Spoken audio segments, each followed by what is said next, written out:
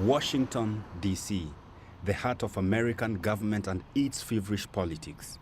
But if you ask young people here about the election these days, you get a lot of this. Not a lot of us are voting right now, and it's so important to have the youth voice while to be represented in voting. The two options aren't very timely. They don't really align with a lot of what our generation feels. Both candidates are geriatric and they don't represent young people's values. And so I think it's hard to come to terms with which candidate to choose.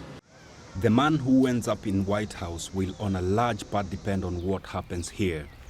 Georgia is a crucial swing state, even more important for Devonte Jennings to get out the vote. He is chairman of the Black Caucus of the Young Democrats of Georgia. His experience this time around is sobering.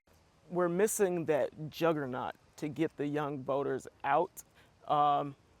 We saw in 2008 when Barack Obama was running, everybody was so excited that people wanted to be a part of that process. There was something going on and people were excited to actually be involved with it. This year, Devonte's mission to get young people to vote may be tricky. A recent study showed only 53% of registered voters under 30 intend to vote. In the 2020 election, a record 55% of under 30s voted. The 2008 election brought out 51% of young voters.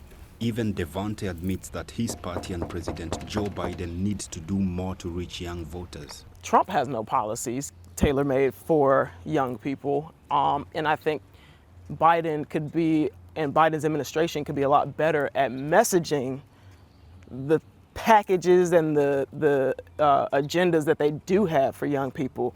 So I think people get it misconstrued that there is none. I think there's not one on one side. One side just has to package it up and message it better. This is Kennesaw State University. An nonpartisan group is encouraging students to vote, even if candidates may not be appealing.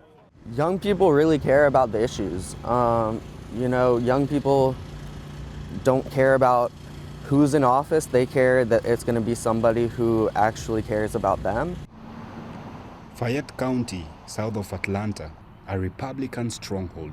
They are determined to work with young people even if they feel under pressure. A lot of people are afraid to express conservative views, a lot of the young people, because they're afraid they'll be canceled on social media. Back in Atlanta, Devonte says he and the New Georgia Project volunteers who are also encouraging people to vote hear from young people that they care more for specific issues than candidates. The biggest things right now, they want the issue in Gaza to be resolved, reproductive rights, and cannabis. It's still a long way to go to the November election. Only then will these volunteers see if those issues will drive young people here in swing state Georgia to go and vote.